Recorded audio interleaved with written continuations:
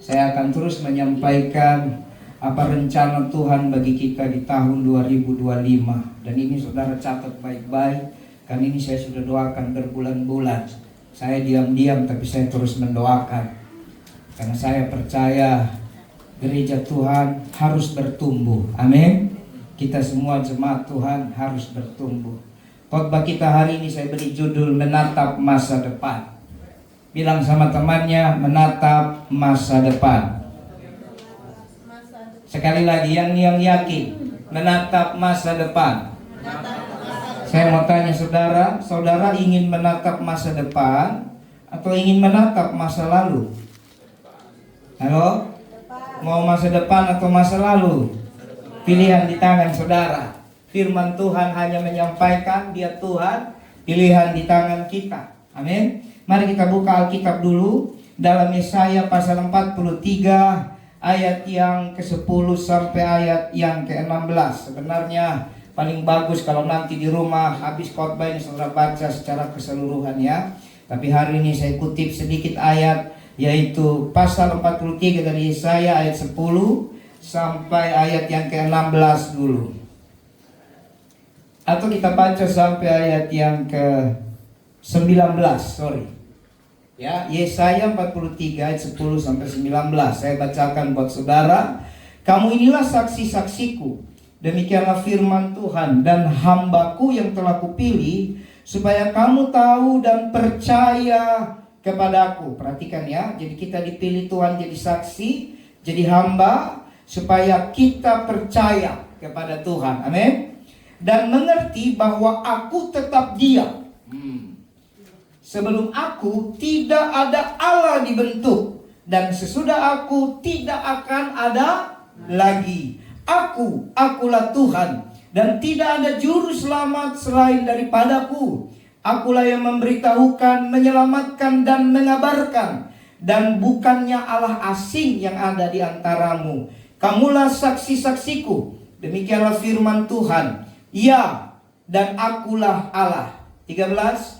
Juga seterusnya, aku tetap Dia, dan tidak ada yang dapat melepaskan dari tanganku. Aku melakukannya, siapakah yang dapat mencegahnya? Beginilah firman Tuhan, penebusmu yang Maha Kudus, Allah Israel.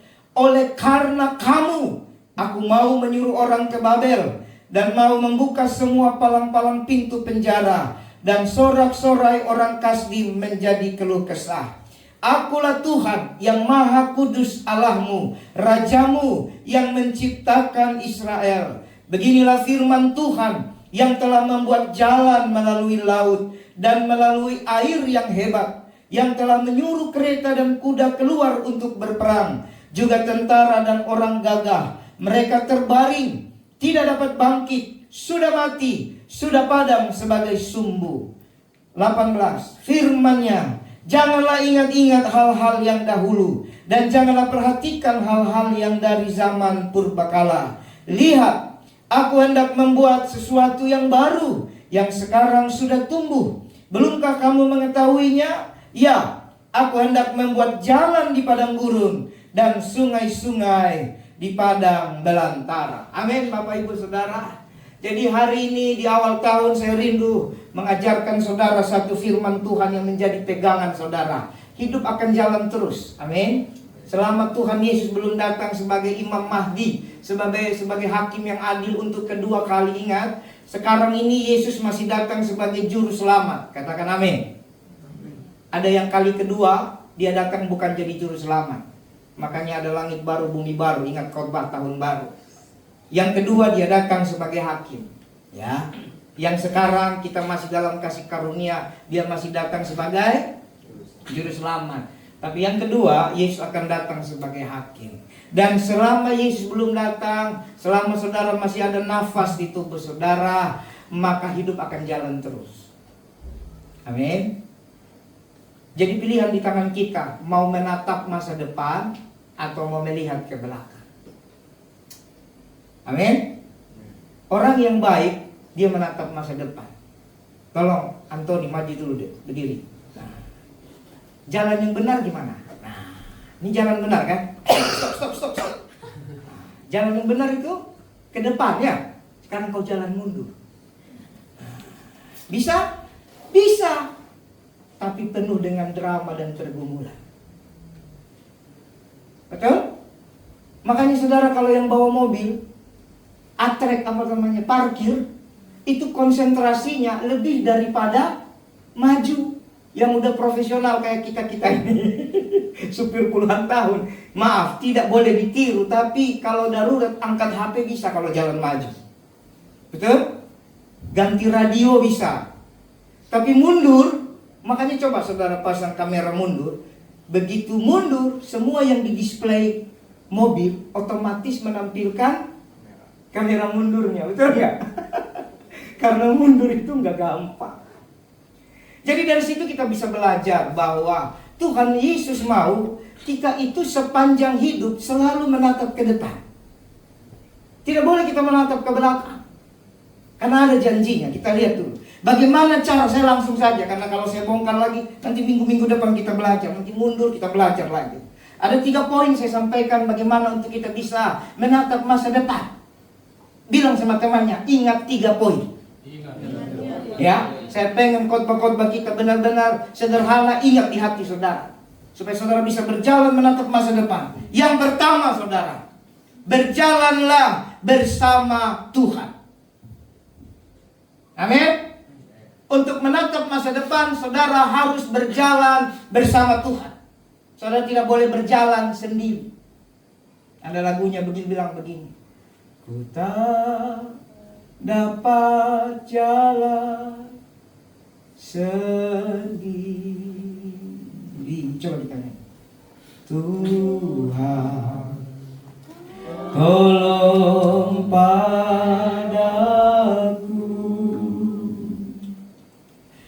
biarlah sinar-Mu menerangiku,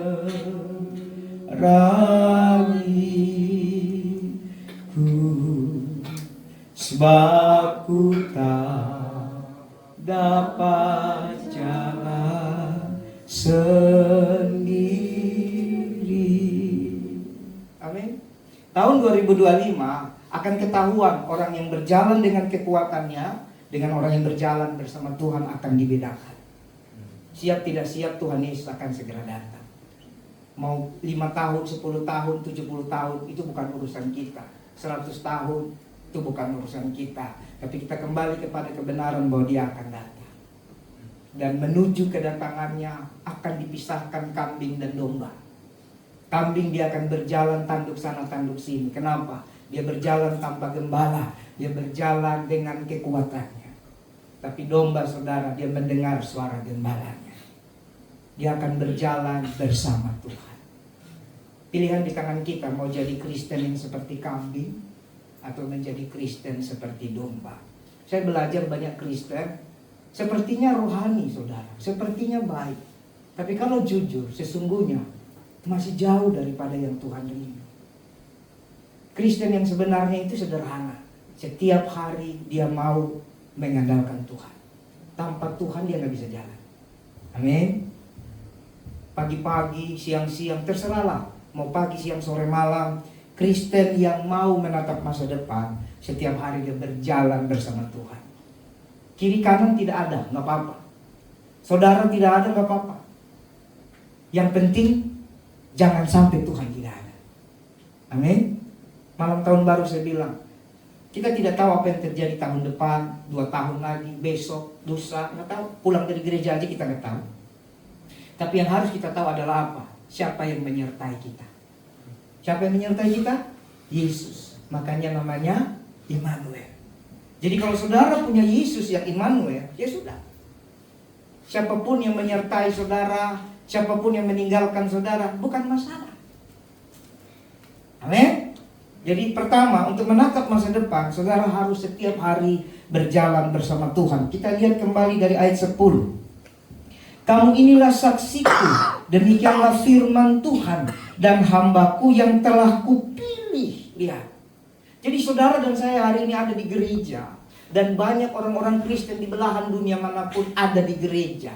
Harusnya menyadari datang ke gereja bukan untuk senang-senang, hura-hura, happy-happy. Bukan untuk gol-gol yang lain. Yang lain itu cuma tambah-tambahan, bonus-bonus. Amin. Tapi kita datang ke gereja, ingat ayat, tidak bisa ditampilkan ya. Ayatnya apa katanya? Kamu ini saksiku, hambaku yang kupilih, supaya kamu tahu dan percaya kepada. Jadi kita ini disiapkan Tuhan. Kenapa harus berjalan kepada Tuhan, bersama Tuhan? Supaya kita percaya, saudara lihat. Yesaya 43, bukan 42. Supaya kita percaya kepada Tuhan. Ulang-ulang saya ajar saudara, bahkan saya khotbah di mana-mana. Saya selalu bilang percaya sama Tuhan. Kenapa saudara? Saya menemukan satu cara setan yang luar biasa. Akhir zaman ini setan sedang merebut namanya percaya. Setan sedang membuat kita rajin ibadah, ke gereja, menyanyikan puji-pujian, bikin musik yang hebat, tapi tidak lagi percaya sama Tuhan. Halo? Saudara tahu pencipta lagu I love you Lord? Tahu? All your mercy never failed me, oh my soul, I've been held in your hand. Tahu lagu itu? From the moment that I wake up until I lay my head, I will sing of the goodness of God. Bagus ya? Dia tinggalkan Yesus. All my life you have been faithful. All my life you have been so good. Keren ya? With every breath that I am able, I will sing of the goodness of God. Kata-katanya bagus. Dari aku bangun tidur sampai aku taruh kepalaku lagi, sepanjang nafasku aku mau menyanyikan kebaikan-Mu ya Tuhan. Amin. Lagunya memberkati, tapi penciptanya murtad, tinggalkan Yesus. Nah ini, setan sedang mencuri yang namanya percaya. Tapi Alkitab tidak berubah. Ternyata kita dipilih supaya apa? Kita jadi saksi dan supaya kita percaya kepada Tuhan. Amin. Tuhan mau untuk bisa berjalan bersama Tuhan. Berarti saudara percaya bahwa Dia Tuhan. Kira-kira Bapak yang baju biru ini mau berjalan dengan seseorang yang tidak dikenal nggak Pak? Mau nggak? Nggak mau. Kita pasti hanya berjalan dengan yang kita kenal. Makanya dikatakan dan mengerti aku tetap Dia. Oh, artinya langit dan bumi bergoncang, masalah semakin banyak, silih berganti, tapi Tuhan mau ingatkan kembali kata mengerti. Perhatikan, kata mengerti itu pikiran. Tuhan mau kita ingatkan kembali pikiran kita. Yang butuh mengerti pikiran. Roh tidak butuh mengerti. Roh itu satu dengan Tuhan. Amin. Yang butuh mengerti siapa? Coba perhatikan. Yang butuh mengerti siapa? Pikiran. Makanya waktu Tuhan tanya sama Petrus, Petrus, menurut kamu aku siapa? Murid-murid tidak mengerti. Ada yang bilang Elia, ada yang bilang Yohanes, ada yang bilang segala macam raja. Tapi Petrus bilang, engkau adalah Mesias. Dari roh naik ke atas, mengerti dia. Amin. Jadi kita butuh mengerti. Pikiran ini yang perlu ditaklukkan. Jadi untuk percaya sama Tuhan, pikiran kita harus ditaklukkan. Roh pasti berjalan. Daging lemah, roh memang penurut. Tapi daging, berarti roh pasti turut. Selama kamu tidak sangkal Yesus, rohmu pasti turut Yesus. Katakan amin. Tapi daging kita lemah. Daging ini bukan bicara daging ini, tapi daging yang dikendalikan oleh jiwa. Jiwa yang mana? Di mana ada pikiran, perasaan, dan kehendak. Ya. Jadi pikiran, perasaan, dan kehendak ini harus mengerti bahwa Tuhan tetap Dia. Jadi saya mau ajar saudara, Tuhan mana yang saudara mau berjalan. Lihat ya. Yang pertama tadi dikatakan, supaya kita mengerti, dikatakan lagi, aku tetap Dia. Mana coba? Aku tetap Dia yang mana? Dia yang menciptakan Adam dan Hawa. Kamu akan berjalan bersama Dia. Dia mana lagi? Dia yang mengeluarkan orang Israel dari Mesir. Betul? Ada kita tadi sudah baca ayatnya. Dia yang membelah laut. Betul? Masih Masih ragu? Masih ragu? Aku tetap dia. Terus apa lagi? Sebelum aku tidak ada Allah dibentuk. Wah, berarti tidak ada Allah lain. Amin. Tidak ada Allah lain. Manusia menciptakan Allahnya sendiri. Ya. Dalam konteks kekristenan, manusia memilih dan menciptakan Allahnya sendiri. Makanya disebut agama dari bumi. Saya minta lagi itu tolong. Botol yang kosong. Tolong botol kosong bawa di sini, gelas kosong. Ya. Nah, biar saudara ingat terus sepanjang hidup saudara. Saya mungkin sudah ulang-ulang khotbahkan ini. Ya. Ini dosa Bapak Ibu. Amin. Ingat ya, ini dosa, sumur dosa, lumpur dosa. Ini bumi. Ini alam semesta di mana ada bumi dan segala planet, dan di dalam bumi ada siapa? Manusia. Manusia telah jatuh dalam dosa. Salah lihat. Jatuh kemana? Dosa. Lalu manusia pengen cari jalan keluar.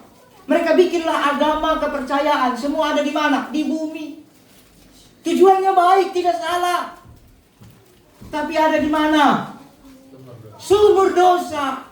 Maka tidak ada yang bisa membebaskan manusia dari dosa. Manusia selalu ingin berbuat baik.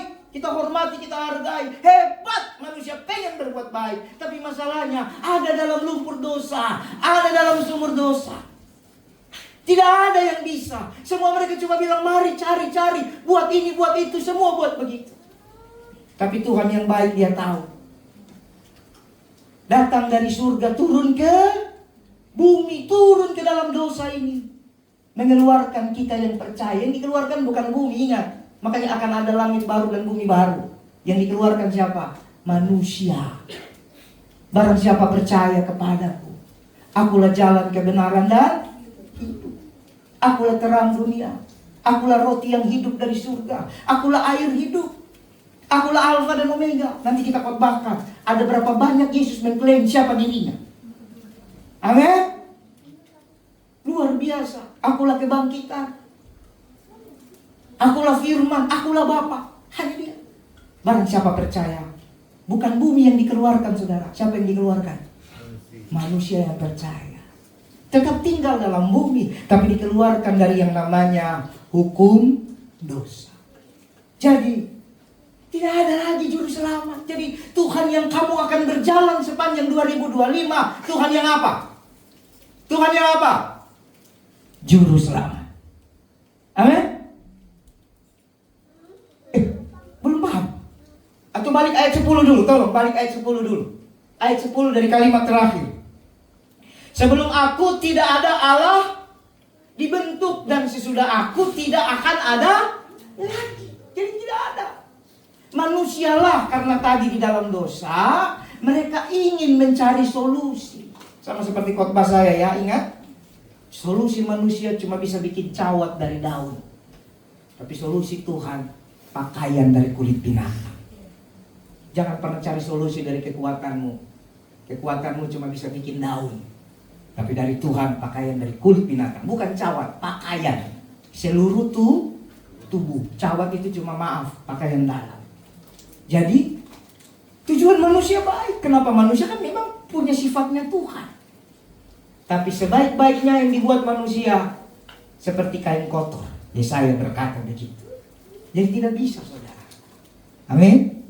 Jadi kita mengalahkan segala sesuatu. Tapi Tuhan Yesus bukan dialahkan. Memang dialah. Jadi berjalan bersama siapa kamu? Allah yang tidak dibentuk. Dan tidak ada lagi seperti dia. Kemudian Allah yang mana? Ayat 11. Allah yang adalah juru selamat. Coba ditampilkan ayat 11. Allah yang juru selamat. Coba lihat. Jadi waktu saudara berjalan bersama Tuhan, berarti saudara punya juru selamat.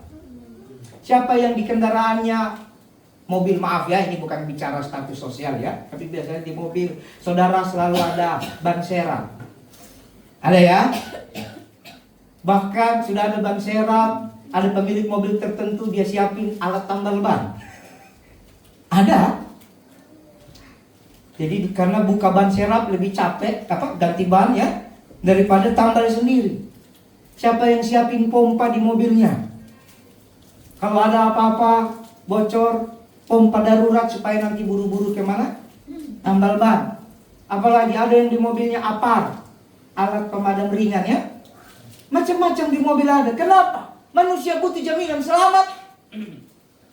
Apalagi yang paling menyelamatkan manusia yang naik mobil apa? Ada yang tahu? Yang selalu harus ada. Ada yang tahu? Hah? Hah?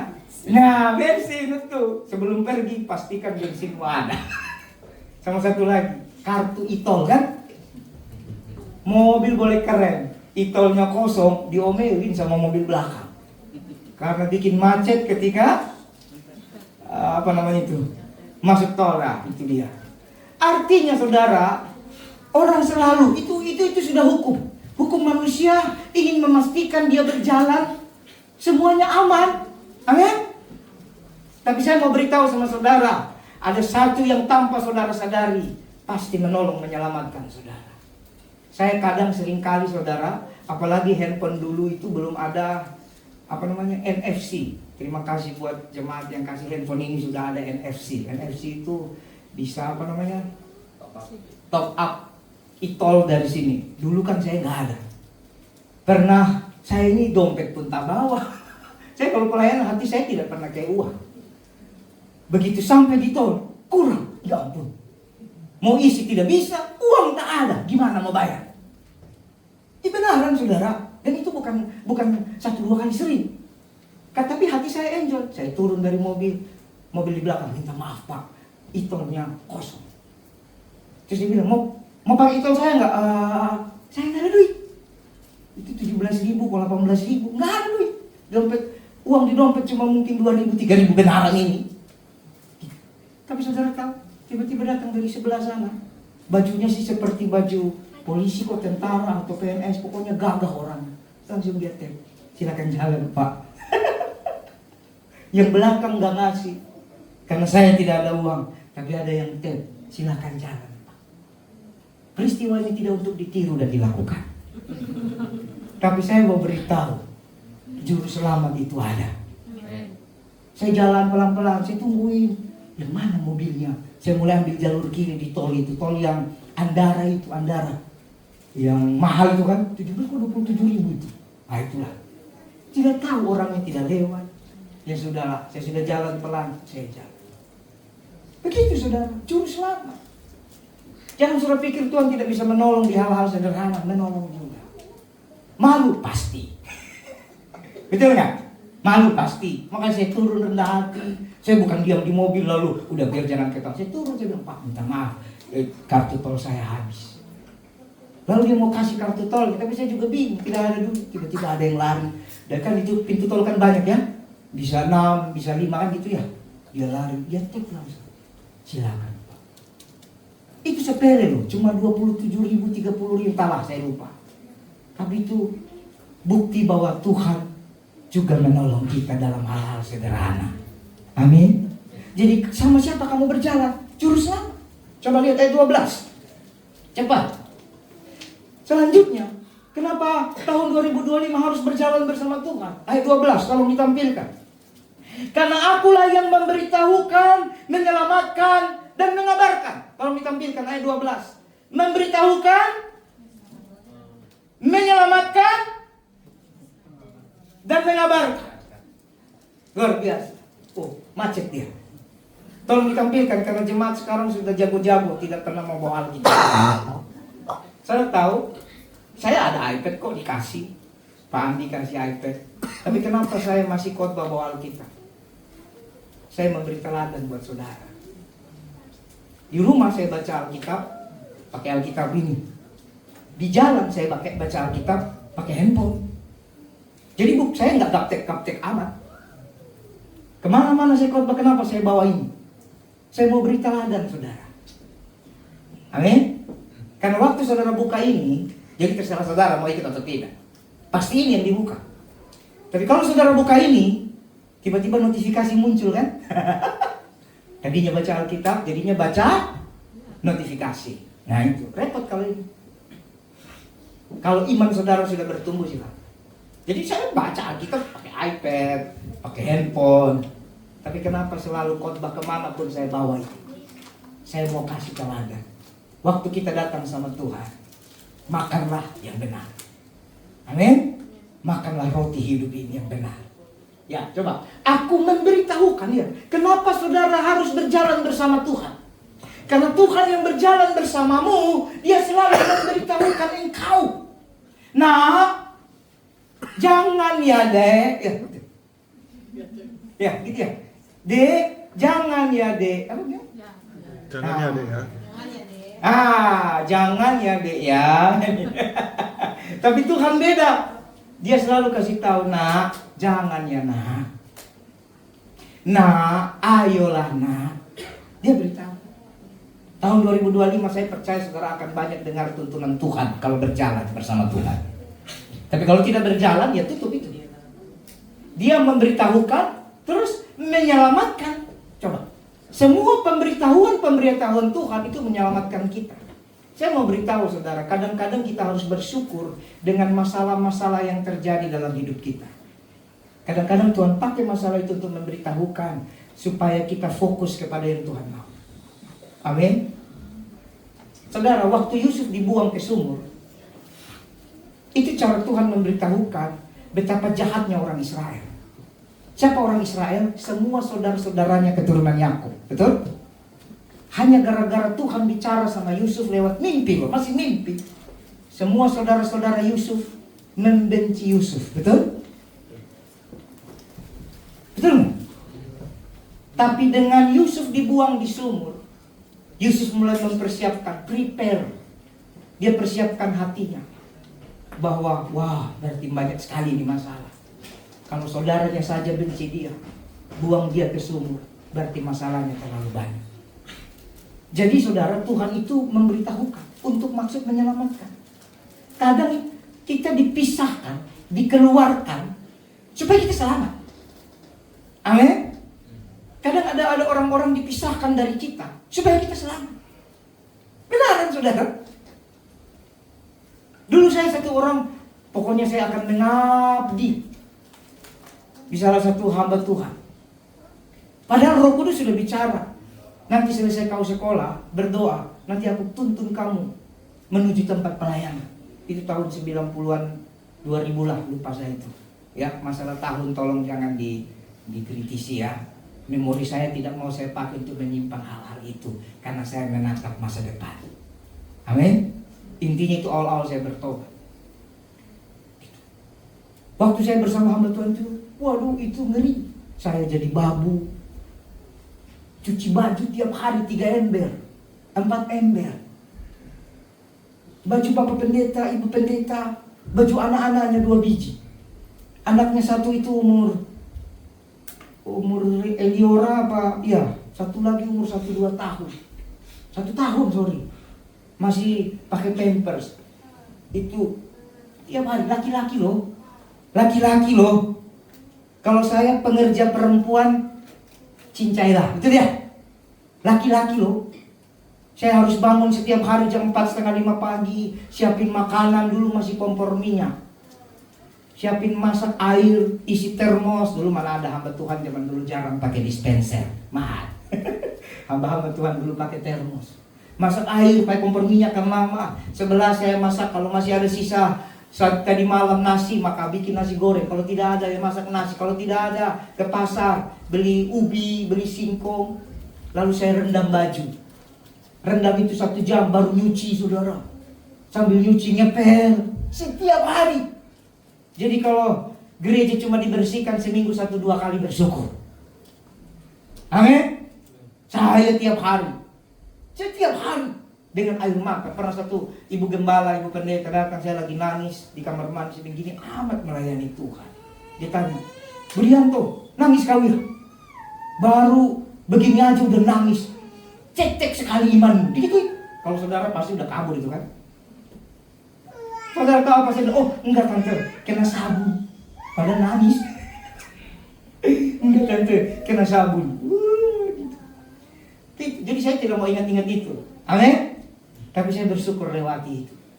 Tapi ternyata Alkitab dia selamatkan. Jadi waktu saya di situ saya pikir sudahlah, dia yang tolong saya, dia yang bantu saya melayani, dia yang cari sponsor saya. Sudah saya akan melayani di situ selamanya.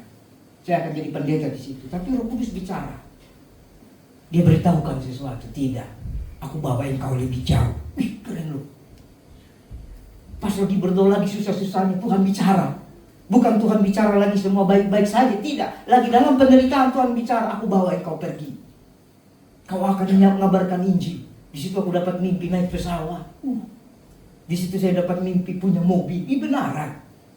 Di situ saya mimpi benar. Kalau saya cerita saya mimpi saya gendong anak saya main di depan taman. Itu istri jauh belum kenal saya sama dia. Tapi yang saya cuma pegang apa? Saya cari Tuhan. Amin. Ternyata Tuhan menyelamatkan, mengabarkan. Wih, berita yang jauh sudah dikabarkan duluan oleh Tuhan. Hebat gak? Kenapa? Dia tahu kalau nggak dikabarkan bisa patah arang saya. Betapa beratnya penderitaan. Belum penginjilan jalan kaki. Wah. Nanti kamu besok keluarga ayah. Siap om. Saya tungguin. Nanti tiba-tiba pendetanya bilang, kok belum jalan? Keluarga ayah. Iya jalan sudah. Berarti tidak ada ongkos. Jalan kaki. Berjam-jam. Belum hari Minggu. Kalau hari Minggu itu awal didikan lagi. Jalan kakinya 6 jam, 20 kilo. Setiap minggu. Berarti pulang pergi 40 kilo. Tapi menatap masa hari ini kalau kita semua bisa ada. Karena apa? Ada Tuhan yang juru selamat. Yang memberitahukan. Yang menyelamatkan. Yang mengabarkan. Sepanjang hidup kita. Dia tidak lalai mengabarkan yang baik. Amin. Buka lagi ayat berikutnya. Ayat 13. Juga seterusnya aku tetap dia dan tidak ada yang dapat melepaskan dari tanganku. Aku melakukannya. Siapa yang dapat mencegahnya? Ini artinya lebih baik jatuh dalam tangan Tuhan. Ada hal-hal yang kita nggak bisa hindari. Tapi selama tangan Tuhan yang bekerja, dia bertanggung jawab. Yusuf jatuh dalam tangan Tuhan, mengalami derita, dibuang ke sumur, apalagi dijual ke Bani Ismail, ke Potifar, di penjara. Tapi karena jatuh dalam tangan Tuhan, aman. Jadi selama berjalan dalam tangan Tuhan, sekalipun jatuh, aman. Bilang sama temannya, jangan takut jatuh. Karena selama dalam tangan Tuhan, aman. Amin? Keren ya? Ayat 14, coba.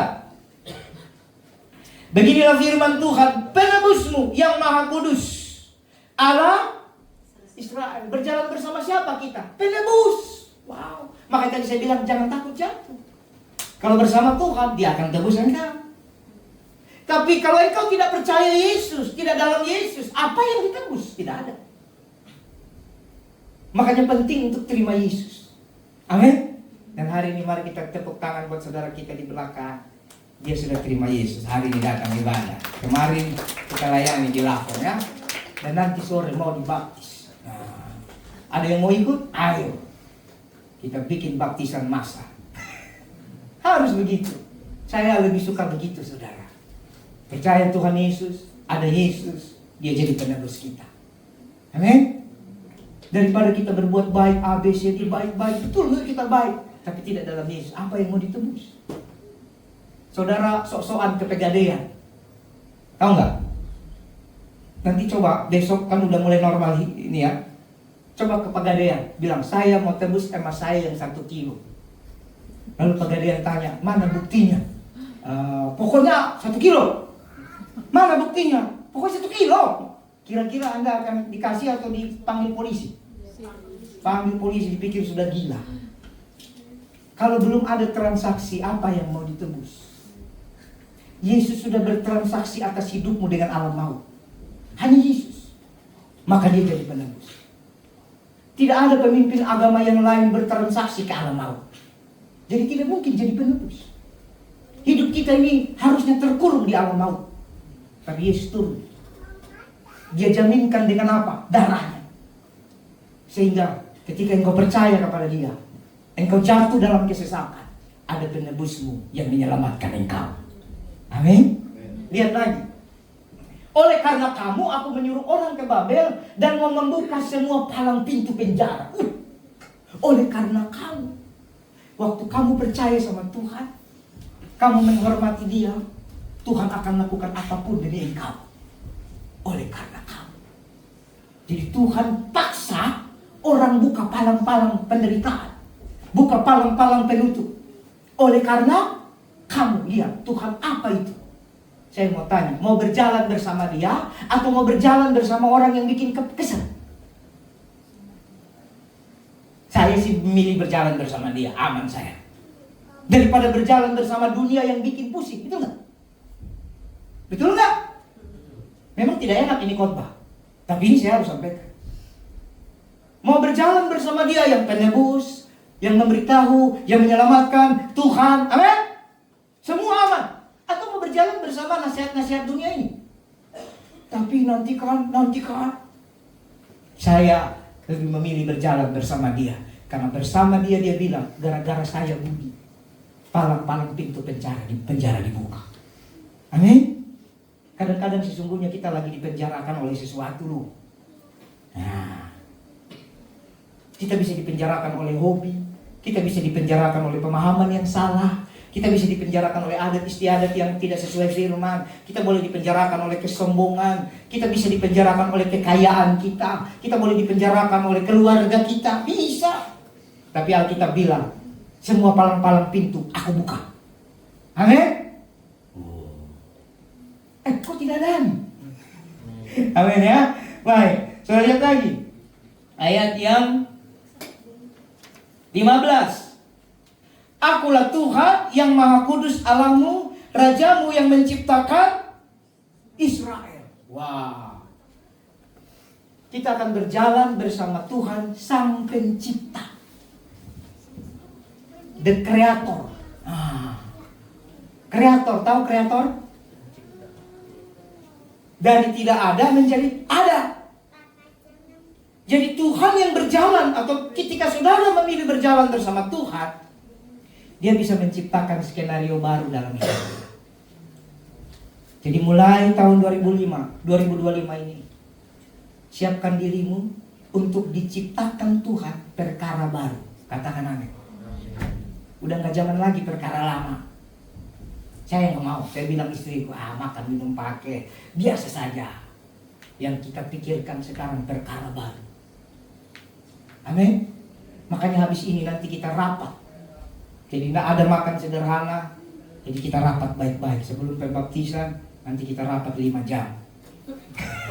Maaf, maksud saya secukupnya ya, setengah jam saya rasa cukup. Ya, nanti kita rapat demi perjalanan gereja ke depan. Ya. Apa yang Tuhan sampaikan ke hati saya harus bagikan buat saudara. Tidak boleh terlalu sering-sering rapat, tidak apa-apa. Yang penting bekerja dengan baik. Kita sudah lihat ya, 2024 Tuhan luar biasa, amin. Pasti 2025 Tuhan yang sama, lebih luar biasa lagi. Karena kita mau berjalan bersama Tuhan. Jadi jangan ragu lagi, Allah Israel akan diciptakan perkara baru. Coel dulu temannya dengan satu senyum dan semangat. Siapkan dirimu perkara baru. Ayo, sampai coel kiri kanan bebas lah. Oke, sampai di situ sudah. Oke, sekarang jadi poin pertama menatap masa depan apa saudara? Berjalan bersama Tuhan. Jadi 2025 saudara harus berjalan bersama Tuhan. Bagaimana caranya? Sederhana. Saya sudah ajarkan dari tahun-tahun lalu. Baca kitab suci, doa tiap hari. Siapa yang masih baca Alkitab? Kadang-kadang kalau liburan mulai bocor-bocor.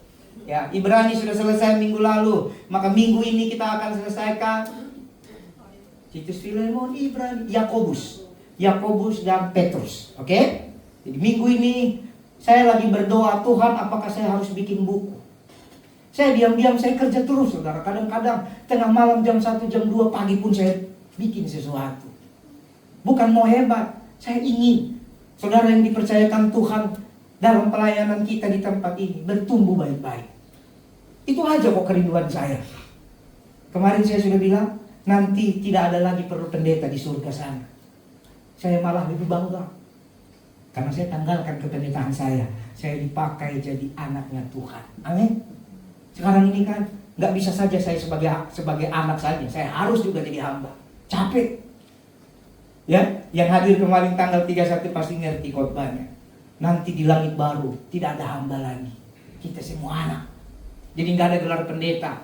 Jadi kalau pendeta di bumi cuma cari panggung, ya nanti di sana nggak ada panggung lagi ya. Begitu. Ya, jadi pertama berjalan bersama Tuhan. Saya lagi mikir apa kita bikin buku renungan harian setiap minggu, setiap hari. Saudara bayangkan saya mencoba setiap hari loh.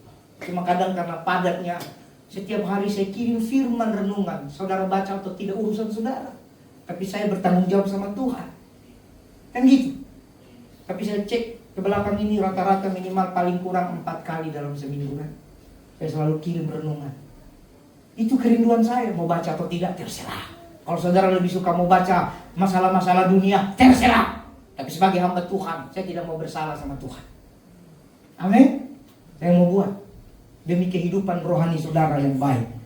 Yang kedua, bagaimana caranya kita menatap masa depan yang hebat, yang indah bersama Tuhan di 2025 bahkan tahun selanjutnya. Yang kedua adalah meninggalkan masa lalu. Bilang temannya, tinggalkan masa lalu. Jadi yang pertama itu berjalan. Nah, yang kedua apa? Tinggalkan. Saya sudah buka poinnya kemarin malam tahun baru apa? Let it go. Amin. Bilang dulu, let it go. Tinggalkan masa lalu. Kadang-kadang kita dibelenggu oleh masa lalu apa? Dosa yang tak habis-habis. Kadang-kadang kenapa kita nggak bisa meninggalkan masa lalu, saudara? Karena ikatan terhadap masa lalu lebih kuat daripada komitmen kita akan masa depan. Katakan amin. Mau mengalami masa depan yang hebat? Berjalan bersama Tuhan artinya maju. Sekarang yang kedua, tinggalkan masa lalu. Ayatnya saudara lihat. Masih dalam Yesaya 43. Saudara lihat ayat 18 dan ayat 19. Yesaya 43 ayat 18. Apa katanya? Firman-Nya, janganlah ingat-ingat hal-hal yang dahulu. Lihat. Jangan ingat. Saya punya teman hamba Tuhan, maaf, supaya tidak menyinggung saudara, jadi saya ambil satu profesi hamba Tuhan. Selalu kalau ketemu yang cerita, dulu Pak, saya pernah doakan orang sakit. Dulu Pak, saya pernah usir setan kayak bapak ini. Dulu Pak, saya pernah alami mujizat Pak. Dulu Pak, orang-orang berbondong-bondong kalau saya khotbah. Dulu Pak. Setiap kali ketemu saya, setiap kali ngomong, yang dia cerita dulu. Tapi sekarang tidak melayani. Itu masalahnya. Paham gak? Apapun profesimu, mau hamba Tuhan, guru, pengusaha, yang lalu jadikan memori. Tapi bukan jadi diingat-ingat. Hanya untuk menunjukkan, wah, ternyata dulu dia pernah dipakai Tuhan juga, orang tumbang-tumbang. Sekarang orang tumbang bukan karena urapan, karena lupa sikat gigi. Ya tumbanglah. Enggak saudara. Makanya saudara perhatikan saya. Dari dulu sampai sekarang tetap saya layani orang. Dulu ada mujizat, puji Tuhan, saya tetap berdoa. Hari ini ada mujizat. Besok ada mujizat. Gak ada urusan. Tugas kita melayani Tuhan. Jadi saya ambil satu contoh pekerjaan supaya tidak menyinggung saudara. Hamba Tuhan. Amin. Dulu jadilah kesaksian, tapi sekarang apa? Berjalan. Tatap masa depan.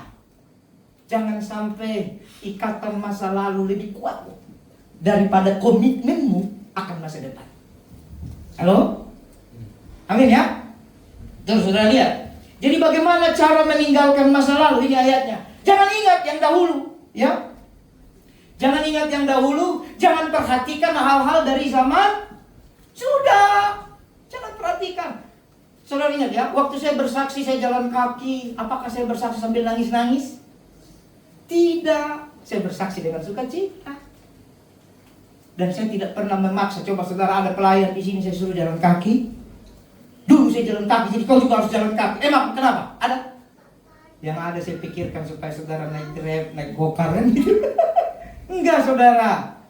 Kita bersyukur melewati masa lalu yang luar biasa bersama Tuhan. Jadi cara untuk meninggalkan masa lalu adalah jangan ingat. Saya sederhanakan dengan jangan menoleh ke belakang. Tahu? Saya mau ajar saudara, ada satu pribadi yang diajar Tuhan, yang hidupnya dipersiapkan Tuhan menjadi pengajaran dan teguran bagi kita sampai selama-lamanya. Soal menoleh ke belakang, siapa dia? Istri Lot. Alkitab berkata segala sesuatu diciptakan untuk tujuannya.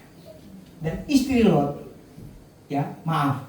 salah satu tujuan Tuhan ada ceritanya untuk mengajar kita, mengingatkan kita.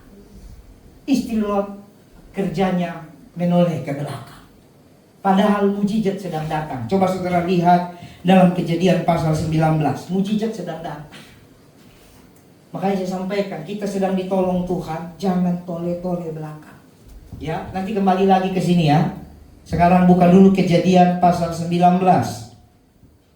Saudara lihat Kejadian 19 ayat 15 dulu sampai 17.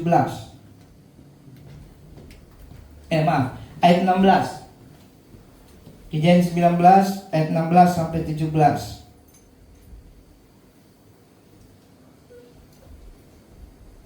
Atau benar dari 15. Ketika fajar telah menyingsing, kedua malaikat itu mendesak Lot supaya bersegera. Katanya, bangunlah, bawa istrimu dan kedua anakmu yang ada di sini, supaya engkau jangan mati lenyap karena kedurjanaan kota ini. Singkat cerita, ini adalah satu kisah di mana Tuhan mengirimkan malaikat untuk menghancurkan kota Sodom dan Gomora, betul? Dan sebelum dihancurkan, Tuhan ingat kepada Abraham. Sebelum segala sesuatu terjadi, Tuhan ingat kepada orang benar. Jadi Tuhan tidak ingat sama Lot. Karena Abraham, Tuhan ingat Lot. Ya, nanti minggu-minggu depan saya jelaskan. Jadi karena ada Abraham, dia ingat Lot. Ada Lot di Sodom. Kan mereka sudah berpisah. Tadinya kan bersama-sama. Tapi terjadi perkelahian antara gembala Lot dan gembala Abraham. Akhirnya Lot memisahkan diri. Dan waktu Lot memisahkan diri, nah itu banyak ceritanya. Karena dia memilih berdasarkan kekuatan, makanya dia mengalami masalah. Dia itu bukan orang yang mendapat perjanjian, betul nggak? Yang dapat perjanjian siapa? Abraham. Tapi gara-gara berkelahi gembala-gembalanya, Abraham orang yang rendah hati, dia serahkan haknya kepada Tuhan. Lot itu ponakan. Abraham bilang dengan rendah hati. Makanya saya selalu belajar, tidak tahu siapa yang salah, saya minta maaf. Kita belajar rendah hati saja. Amin? Abraham bilang begini sama Lot, kau ini kerabat, pilihlah. Kalau kau ke utara, aku ke selatan. Kalau kau ke timur, aku ke barat. Padahal itu hukum Ibrani. Abraham punya hak. Lot, kau ke kiri. Bisa nggak? Bisa. Orang Batak hula-hula ngomong semua dia. Betul ya? Orang Jawa juga begitu. Orang Nias apalagi. Orang Chinese juga. Semua suku kalau dia derajatnya lebih tinggi, dia ngomong nurut. Betul nggak? Tapi Abraham serahkan haknya. Lalu apa yang dilakukan Lot? Dia memandang ke belahan tanah Sinear. Dia lihat, berlimpah susu madu. Melihat pakai mata jasmani, bukan melihat pakai mata iman. Dia lupa yang dapat janji Abraham. Dia pikir, di tempat yang manis ini aku pasti diberkati. Makanya banyak orang Kristen sekarang cari gereja tempat yang manis. Hati-hati. Hati-hati. Gereja bukan tempat manis, tapi tempat kita membangun sesuatu mesbah bersama-sama. Nanti dapat berkat sampai jadi manis. Kalaupun tidak manis, tidak apa-apa. Karena memang kita ini korban bakaran. Terlalu manis, hati-hati diabetes. Amin. Jadi dia bilang, aku memilih di situ. Saudara tahu, secara daging, pikiran mungkin Abraham bilang, aduh habislah sudah. Tapi apa kata Abraham? Oke, silakan kau ke sana. Itu iman. Itu iman yang hebat. Dan ternyata Tuhan bertanggung jawab. Akhirnya Lot tinggal di Sodom Gomora. Itu kota yang kotor, najis. Laki-laki sama laki-laki, perempuan sama perempuan, bahkan sama binatang. Jadi tidak ada yang baru. LGBT sudah dari zaman dulu. Halo? bukan baru. Jadi kalau ada yang bilang dia tidak menginginkan menjadi LGBT, mari, jangan hakimi dia, itu salah. Dia memilih, bukan tidak memilih. Tuhan tidak pernah menciptakan laki-laki dan setengah laki-laki, nggak ada. Adanya laki-laki dan perempuan, titik. Tanya temanmu, kau apa? Coba dicek. Ya, laki-laki dan perempuan, sudahlah. Ya, kembali ke firman Tuhan. Nah, jadi singkat cerita, bayangkan, gara-gara Abraham Tuhan kirim malaikat. Ini mujizat kan? Tiba-tiba di tengah kehancuran kota Sodom dan Gomora, Tuhan buat malaikat. Tuhan buat Lot melihat malaikat. Hebat kan? Pernah saudara lihat malaikat kayak Lot? Jadi kalau Lot lihat malaikat, istrinya lihat malaikat enggak? Hah? Lihat. Saya mau ajar saudara jangan angker-angker sama malaikat, baca Alkitab saja. Berarti Lot, istri Lot, 2 anaknya Lot lihat malaikat. Amin. Bahkan ada satu kisah ketika orang Sodom mengejar 2 malaikat itu, berarti orang Sodom juga melihat 2 malaikat itu, bukan hanya orang Lot, betul nggak? Apa katanya? Kami mau pakai dia. Lot bilang, ini aku punya 2 anak belum pernah berhubungan, pakai anak saya. Tidak, kami mau pakai itu 2 malaikat itu kan. Berarti mereka lihat. Jadi jangan saudara pikir malaikat itu nanti dia harus bersayap, sayapnya tinggi 2,5 meter. Kukuruyuk. Enggak saudara. Malaikat akan menampakkan diri sesuai dengan kebutuhan manusia saat itu. Amin. Ya. Terus ayat 16. Jadi keren loh, lagi mujizat. 16 apa katanya? Ketika ia berlambat-lambat, ya. Betapa sayangnya Tuhan supaya Lot menatap masa depan, tapi dia tidak mau meninggalkan masa lalu. Dia berlambat-lambat. Kenapa berlambat-lambat? Istrinya lah. Jujur, bapak-bapak, kadang yang bikin kita terlambat siapa? Langsung ketawa. Ya, betul ya? Ya, ini jangan ada drama di antara kita. Nanti kita saling mengampuni dia bawa ya. Tapi sebagai hamba Tuhan kalau mau jujur, ada perempuan berlambat-lambat. Sudah mandi kurang aja. Kalau memang Anda lambat, ya mandilah 3 jam sebelum berangkat, kan gitu. Pasanglah alismu 6 jam sebelum pergi, kan gitu. Ini nanti suami udah nunggu. Ada yang berantem gara-gara terlalu cincai-cincai istrinya, lama kali. Gitu. Tapi itu masih normal. Kalau laki-laki yang lambat itu abnormal. Itu ada yang salah. Kalau perempuan masih aman. Tapi lihat, ketika berlambat-lambat, tangannya, lihat. Tangan siapa? Tangan lo. Betul gak? Terus tangan istrinya. Terus tangan kedua anaknya. Hebat. Berarti semua dapat kasih karunia. Lotnya, istrinya, anaknya. Oh, keren amat. Dipegang oleh kedua orang itu. Orang katanya orang padahal malaikat. Sebab Tuhan hendak mengasihani dia. Kadang-kadang saudara, Tuhan sudah bilang, udah let it go. Tuhan pegang tangan kita. Tuhan mau kasihani kita. Supaya dituntun keluar kota. Tapi lihat, ayat berikutnya. Saudara lihat ayat yang ke 17.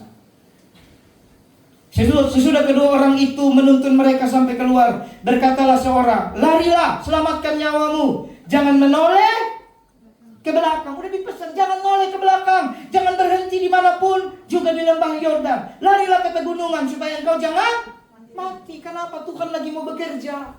Jadi kalau Tuhan lagi bekerja, firman bilang apa? Ikut saja. Nurut saja. Makanya saya selalu bilang sama saudara, ikut aja. Jangan lagi pikir, nanti gimana? Ikut aja. Firman lagi bekerja. Amin. Mujizat loh. Tangannya di tangan Lot, tangan istrinya, tangan anaknya. Selama ini kan saudara pikir yang dipegang cuma tangan Lot kan. Makanya hari ini kita buka ayatnya. Ternyata satu keluarga dipegang. Ini Lot ini taruhlah saya. Tangan saya, tangan ibu gembala, tangan Rema dan Eliora dipegang. Mana Eliora? Tidak mau dipegang dia. Dipegang saudara. Supaya apa? Selamat. Dan dibilang, jangan berhenti dimanapun. Coba lihat lagi, masih lagi. Ayat 18. Kata Lot kepada mereka, jangan kiranya demikian Tuanku. Ayat 19. Sungguh hambamu dikaruniai belas kasihan di hadapanmu, dan Tuanku telah berbuat kemurahan besar kepadaku dengan memelihara hidupku. Tapi jika aku harus lari ke pegunungan, pasti aku tersusul oleh bencana itu, sehingga matilah aku. Saudara lihat, ini Lot tidak terbiasa bergaul dengan Tuhan. Selalu nego-nego sama Tuhan. Nego-nego. Sekiranya Lot tidak nego, pasti istri Lot tidak mati jadi tiang garam. Ada berapa banyak kita nego-nego, udahlah Tuhan, udahlah Tuhan. Kenapa sih susah nurut aja? Amin. Nego. Tapi saudara lihat, di tengah negonya Tuhan tetap baik. Ayat berikutnya. Ayat 20. Sungguhlah kota di sana cukup dekat. Padahal Tuhan bilang apa di atas? Pergi ke pegunungan. Kenapa pergi ke pegunungan? Supaya waktu kamu naik gunung, makanya nanti naik gunung saudara. Saudara tidak akan bisa lihat kota itu dengan jelas. Karena ada gunung yang menutupi mata saudara. Tuhan mau saudara naik ke gunung Tuhan, supaya hati saudara, mata saudara tidak melihat dunia ini. Tetapi Lot minta naik ke mana? Ke kota, bukan ke gunung. Terbuka? Atau belum terbuka? Kasih saya waktu kota berjam-jam, nanti terbuka. Sungguh kota di sana cukup dekat kiranya untuk lari ke sana. Kota itu, ini namanya Zoar, kota Zoar, nanti saudara baca. Izinkan kiranya aku lari ke sana. Bukankah kota itu kecil? Jika demikian nyawaku akan terpelihara. Padahal Tuhan mau memelihara nyawanya. Dia memilih memelihara nyawanya sendiri. Ayat berikutnya 21. Beda loh Lot sama Abraham. Sahut malaikat, baiklah. Coba, karena janji setia Tuhan. Baiklah, dalam hal ini permintaanmu diterima dengan baik. Yakni kota yang kau sebut tidak akan kutunggang balikan. Tapi lihat, di kota itulah dua anak Lot bersetubuh dengan bapaknya Lot. Makanya baca Alkitab. Lanjut. Ayat 22. Cepat lari ke sana sebab aku tidak dapat berbuat apa-apa sebelum engkau sampai ke sana. Itulah sebabnya nama kota itu disebut ayat berikutnya. Zoar ya, betul ya? 23. Matahari telah terbit menyinari bumi ketika Lot tiba. Lagi. Kemudian Tuhan menurunkan hujan. Kita lompat saja. Bla bla bla. Coba lihat ayat 30. Biar saudara tahu. Ayat 30. Apa katanya? Pergilah Lot dari Zoar, dan ia menetap bersama-sama dengan kedua anaknya perempuan di sebab apa? Tidak berani. Coba lihat. Orang kalau tidak pernah mau berjalan sama Tuhan, pasti tidak berani. Cuma cari alasan saja. Saya mendoakan orang terlalu banyak. Saya tahu nanti saya akan begini Pak Pendeta. Saya tahu, bohong itu. Tapi sebagai hamba Tuhan, saya mau belajar jadi imam buat mereka. Nggak ada kan? Tidak tinggal kok. Tinggal di mana? Di mana? Baca lagi. Di gua. Tadi minta di kota, sekarang tinggal di. Maka diamlah ia dalam suatu gua bersama kedua anaknya. Dan disinilah dalam gua inilah terjadi dosa. Apa dosanya? Kalau lihat ayat 33 atau dari ayat 32. 32 coba. Marilah kita beri ayah kita minum anggur, lalu kita tidur dengan dia. Lalu kita tidur dengan dia supaya kita menyambung keturunan dari. Ini bukti. Berarti Sodom dan Gomora begitu mempengaruhi kehidupan Lot dan anak-anaknya. Karena begitu Lot, istri dan anak-anak Lot berpisah dari Abraham, mereka tidak lagi menyembah Tuhan dengan baik. Pikiran mereka cuma harta, dan kebiasaan Sodom dan Gomora ada bagi anak-anaknya. Betul? Saya percaya nggak mungkin lah. Saya lagi mikir tiba-tiba Eliora, maaf ya, aku mau tidur sama papi. Waduh, paham nggak? Kalau sekarang ya nggak apa-apa lah, masih kecil ya, aku peluk-peluk. Maksudnya ini dia sudah dewasa. Nanti punya anak, nanti saudara baca anaknya siapa dari yang pertama, anak yang kedua siapa, ada saudara. Itu mendatangkan kutuk sampai hari ini. Jadi Bapak Ibu Saudara, istri Lot diciptakan Tuhan jadi tiang garam, tapi sebenarnya satu kesatuan dari Lot. Jadi laki-laki jangan kau salahkan istrimu. Kadang-kadang kau yang tidak mau bergaul sama Tuhan, sehingga engkau selalu nego-nego sama Tuhan kayak Lot. Gara-gara nego-negomu, istrimu juga nyaman. Ibu gembala mungkin kadang tidak nyaman dengan saya, tapi dia belajar taat. Amin. Tidak semua nyaman lah. Kadang-kadang saudara yang salah dia yang saya omelin loh. Benar. Dalam pelayanan nanti dia lapor, pi begini-begini, dia yang saya omelin. Tapi kenapa saya lakukan itu? Saya tidak mau saya jadi Lot, dia jadi istri Lot. Saya Budi, dia istri Pak Budi, kan gitu. Jangan dirubah namanya. Perlu baptis ulang kan. Amin. Belajar bergaul sama Tuhan. Ya, tinggalkan masa lalu. Kalau diizinkan, lepas. Lot lagi dapat kasih karunia, pergi ke gunung. Tapi dia nggak mau. Bahkan dikasih tahu, jangan berhenti dimanapun, jangan menoleh ke belakang. Kalau di kota kan bisa menoleh, betul nggak? Kota itu cenderung jalannya bagus. Di Sumatera, perjalanan dari Tarutung ke Sibolga ada namanya lobang batu. Batu dipolongi supaya mobil bisa lewat. Itu dari zaman dulu. Tapi kalau saudara belum siap, pasti muntah. Itu lebih kelok-kelok. Jalan itu menuju Medan, dulu itu aksesnya itu. Sekarang sudah ada jalan baru, tapi selalu lewat situ. Itu batu di lubang. Benar kan saudara? Hebat itu di Sumatera. Batu dilubangi supaya orang bisa lewat. Itu zaman Belanda. Belanda yang buat itu. Entah berapa puluh meter itu. Berapa puluh meter, kok ratus meter, saya lupa. Besok-besok kalau kesana saya bawa meteran dulu. Ya. Manusia bisa bikin apa saja saudara. Nah ternyata kalau saudara lihat tol Cipali, itu bukan cuma batu dilobangi, gunung dibelah. Betul? Gunung dibelah, manusia bisa buat apa saja. Dan kota itu pasti jadi landai. Begitu gunung dibelah, akan tembus pandangan, betul nggak? Tapi kalau tetap gunung nggak bisa lihat. Nggak bisa lihat. Saya cuma bisa lihat setitik lampu. Wah, itu ada lampu menerangi ya. Tapi saya tidak tahu apa yang ada di situ. Tapi kalau kota, kelihatan. Jadi Tuhan bilang, jangan berhenti. Jangan berhenti. Tapi mereka mau seperti itu. Jadi tinggalkan saudara. Tuhan mau kita diselamatkan. Dan terlalu banyak Tuhan memberikan contoh di Alkitab untuk meninggalkan semua. Saudara lihat orang Israel keluar dari Mesir, betul? Ulang-ulang orang Israel menoleh ke belakang. Sampai marah-marah sama Musa. Musa, sekiranya dulu kami masih di Mesir, pasti kami minum banyak, betul nggak? Pasti kami makan. Hati Musa sakit nggak? Sakit. Padahal sudah dituntun dengan mujizat. Coba lihat. 10 tulah itu mujizat loh. 10 tulah itu mujizat. Bahkan sampai terakhir, laut terbelah itu mujizat. Di padang gurun masih teriak lagi mereka, Musa roti, Musa roti, Musa haus. Sampai Musa akhirnya berdosa di Masa dan di Meriba. Dia Tuhan bilang berseru, dia pukul itu tongkat. Saking sebal. Pada mujizat air berubah jadi pahit jadi manis. Hebat kan? Segala macam. Makan dari langit 40 tahun. Dikasih burung daging puyuh saudara. Makanan malaikat. Tapi masih suka menoleh ke belakang. Tahun 2025. Let it go. Apa yang let it go? Jangan lepaskan istrimu, nggak gitu juga. Yang dilepaskan masalahmu, pergumulan. Aku 2025 makin ikat istriku. Iya dong. Amin dong. Bapak-bapak bilang istriku ikat kau. Nah, ikat dia dengan kasih sayang, dengan cinta. Betul nggak? Ikat dia dengan segala macam yang terbaik. Ya. Tapi yang menurut saudara membuat pikiran saudara capek, lepaskan saja. Karena tangan malaikat sedang tuntun saudara. Amin. Tuntun saudara.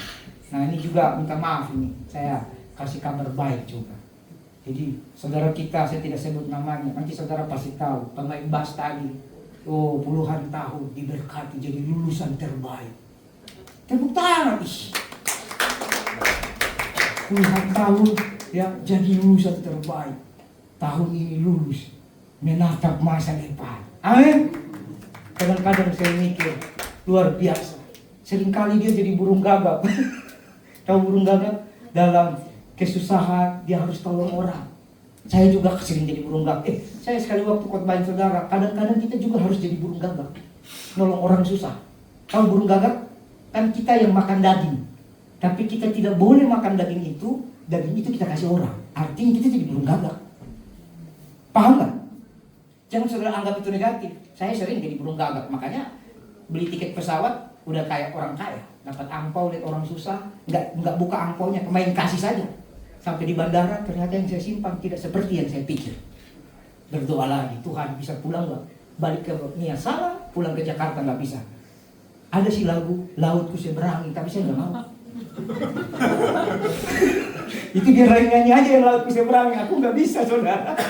Mati saya dari Samudra Pasifik apa Samudra Hindia itu. Wah, tapi di tengah keadaan saya harus jadi burung gagak bagi orang saudara. Tuhan kirim lagi burung gagak baru kan. Tiba-tiba telepon. Jadi nggak apa-apa. Kadang kita jadi Elia, kadang kita jadi burung gagak, kadang kita menjadi dagingnya, nggak apa-apa juga. Bersyukur saja. Amin.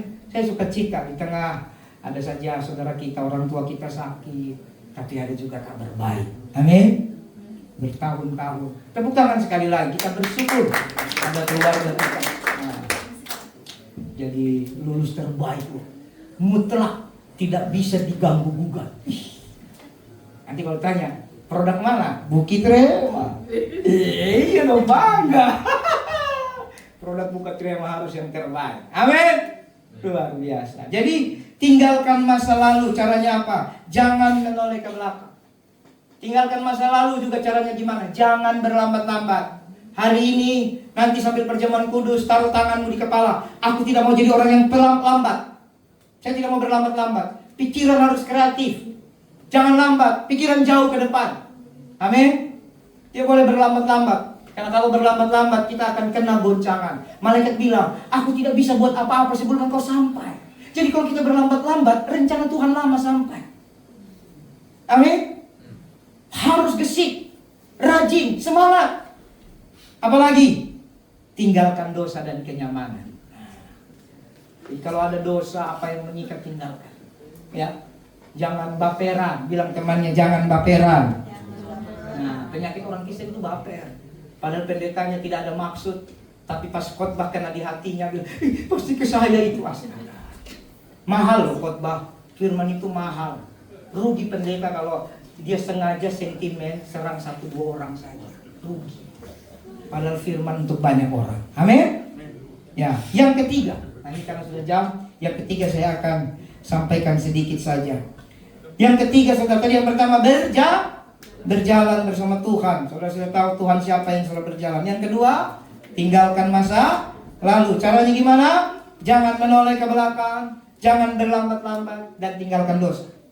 Jadi mulai 2025 belajar tinggalkan dosa. Yang ketiga, bagaimana menatap masa depan? Milikilah hati berjumpa dengan Tuhan. Ini keren. Ya, ini singkat saja. Saudara, orang berjumpa dengan Tuhan pasti berubah. Diperhatikan, saya mau ajar saudara. Orang berjumpa dengan pendeta belum tentu berubah. Orang berjumpa dengan mujizat tidak berubah. Tapi orang berjumpa dengan Tuhan pasti berubah.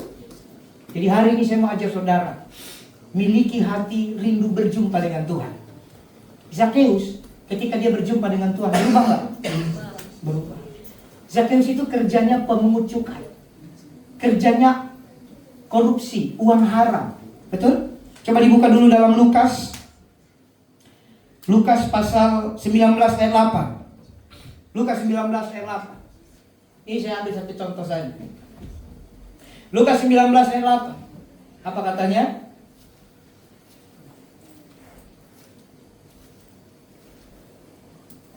Ayat 8.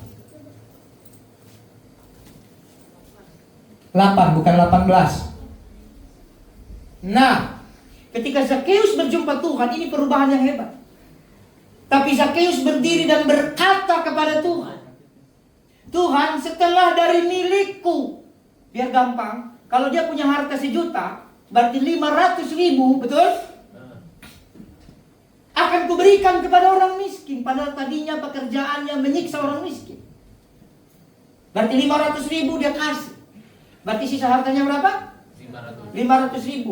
Dan sekiranya ada sesuatu yang kuperas dari seseorang, akan kukembalikan 4 kali lipat. Hartanya tinggal 500.000. Kalau misalnya dia peras baju ibu kota-kota ini mungkin 2.000, dia kasih 4 kali lipat. Berarti berapa dia kasih? 8.000. Kira-kira dia peras banyak orang nggak? Banyak. Berarti hartanya habis nggak? Ini perjumpaan dengan Tuhan yang benar. Dia tidak mikir hartanya, karena dia tahu nanti harta urusan Tuhan. Kadang kita katanya berjumpa dengan Tuhan, tapi datang ke gereja cari supaya dompet kita makin tebal. Ada yang kurang tepat ini. Makanya saya ulang-ulang, jangan pernah cari berkat sama Tuhan. Itu salah. Karena Tuhan itu sudah berkat. Dan sifat Tuhan memberkati. Siapa bilang nanti Zakheus jadi miskin? Saat ini dia miskin. Tapi nanti dalam perjalanan berikutnya, masa Tuhan biarkan dia miskin? Selama hatinya benar, pasti diberkati Tuhan. Amin. Ada satu kisah kepada orang seperti Zakheus, dia bilang gini, mencangkul aku tidak bisa. Betul nggak? Bercocok tanam aku tidak bisa. Lebih baik aku buat begini. Orang-orang seperti ini mencangkul nggak bisa. Tapi mereka bisa apa? Nanti Tuhan kasih hikmat. Nanti mereka dipelihara oleh hikmat yang jadi berkat buat mereka. Apalagi perempuan yang berzina. Yohanes 8, coba ditampilkan. Yang mau dilempari dengan batu. Begitu dia berjumpa dengan Yesus, masih berzina nggak? Berubah. Perempuan Samaria, Yohanes 4. Ketika dia berjumpa dengan Yesus di kolom, sumur itu. Padahal orang Samaria tidak bisa bergaul dengan orang Ibrani. Detik itu juga dia jadi penginjil. Satu kota bertobat. Paham nggak? Coba lihat dulu. Aku sebenarnya nggak ngeh ya. Yohanes 4. Ada orang tidak perlu sekolah Alkitab, langsung penginjil satu kota. Makanya kalau ada yang bilang saya belum sekolah Pak, kau tidak baca Alkitab baik-baik. Sekolah harus. Kalau saudara mau referensi supaya gratis, saya kasih tanda tangan. Mau nggak? Ada yang mau sekolah Alkitab? Ini Juni mau dibuka nih. Harus, tapi bukan sekolah yang menentukan Anda punya spirit penginjilan. Bukan. Yohanes 4, percakapan dengan perempuan Samaria. Nanti saudara buka terus. Dari ayat 1 ini panjang. Saudara buka ayat 16. Kata Yesus kepadanya, pergilah. Cepat, tolong cepat ini, multimedia cepat. Kata Yesus kepadanya, pergilah, panggillah suamimu dan datang ke sini. 17. Kata perempuan itu, aku tidak punya suami. Kata Yesus kepadanya, tepat katamu bahwa engkau tidak punya suami. Sebab engkau sudah mempunyai 5 suami. Dan yang ada padamu bukanlah suamimu. Dalam hal ini engkau berkata benar. Ini saudara baca di rumah. Saudara kita lompat. Kapan dia jadi penginjil? Kita lihat dalam ayat yang ke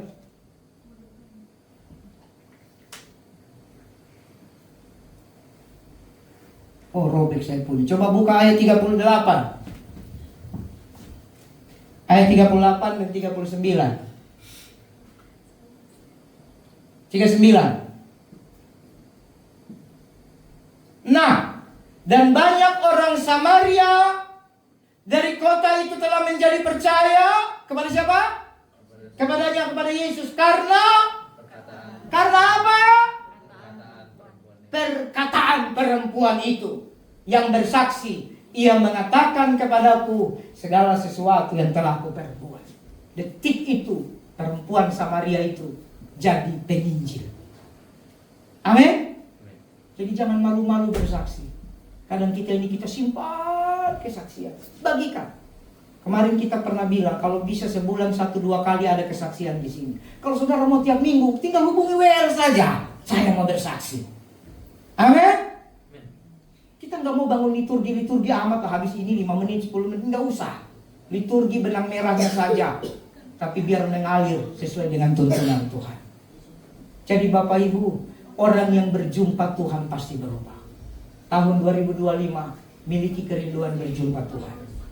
Di ibadah berjumpa Tuhan, di konser berjumpa Tuhan. Amin. Di penyembahanmu di rumah berjumpa Tuhan. Kau baca Alkitab berjumpa Tuhan. Maka masa depan yang baik menjadi milikmu. Tuhan Yesus memberkati.